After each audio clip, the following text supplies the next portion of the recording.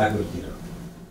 এখন থেকে নগদের শতভাগ মালিকানা সরকারের, তবে আগামীতে বেসরকারি খাতেই পুনরায় দেয়া হবে নগদকে বলে জানান Bangladesh bank governor Ahsan H Mansur. নগদের সব কার্যক্রম যেভাবে চলছিল সেভাবেই চলবে নগদে, কোনো পরিবর্তন হবে না, এ বিষয়ে নিশ্চয়তা দেন কেন্দ্রীয় ব্যাংক গভর্নর। বিকেলে বাংলাদেশ ব্যাংকে এক জরুরি সংবাদ সম্মেলন আয়োজন করে বাংলাদেশ ব্যাংক গভর্নর। এতে নগদ সহ সমসাময়িক আর্থিক প্রতিষ্ঠানগুলোর বিভিন্ন বিষয় নিয়ে কথা বলেন বাংলাদেশ ব্যাংকের গভর্নর। সংবাদ সম্মেলনে গভর্নর বলেন, নগদের ডিজিটাল ব্যাংকিং লাইসেন্স আপাতত স্থগিত করেছে বাংলাদেশ ব্যাংক।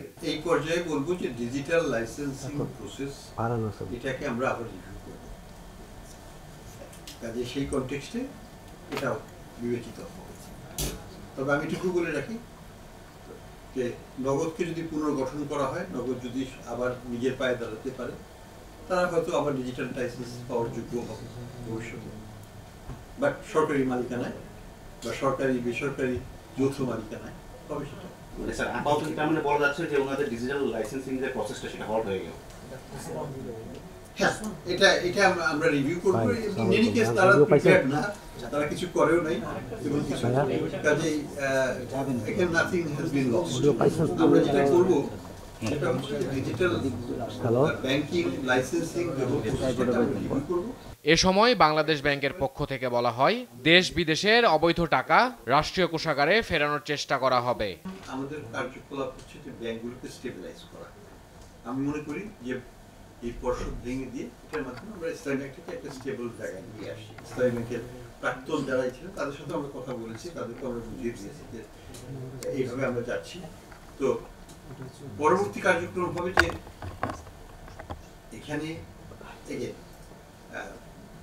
আমরা বাংলাদেশ ব্যাংক বা এইভাবে আমাদের মনোনীত বোর্ড দিয়ে তো আমরা চিরকাল চালাবো না, আমাদেরকে একটা ওয়ে আউট বের করতে হবে।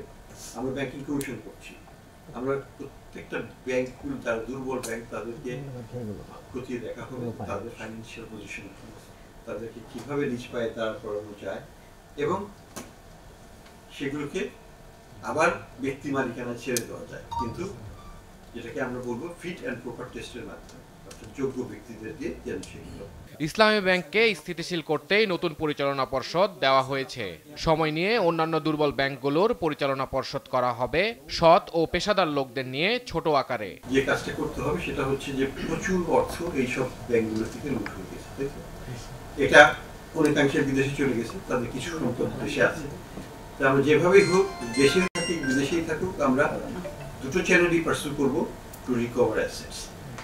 আমরা অ্যাসেট রিকভারি একটা ইনস্টিটিউশনও করার চেষ্টা করছি। ইন দ্য মিন টাইম সেটার মাধ্যমে ওটাকে ডিসপোজ করে যে টাকাটা আসবে সেই টাকা দিয়ে আমরা ঘাটতি মেটানোর চেষ্টা করব।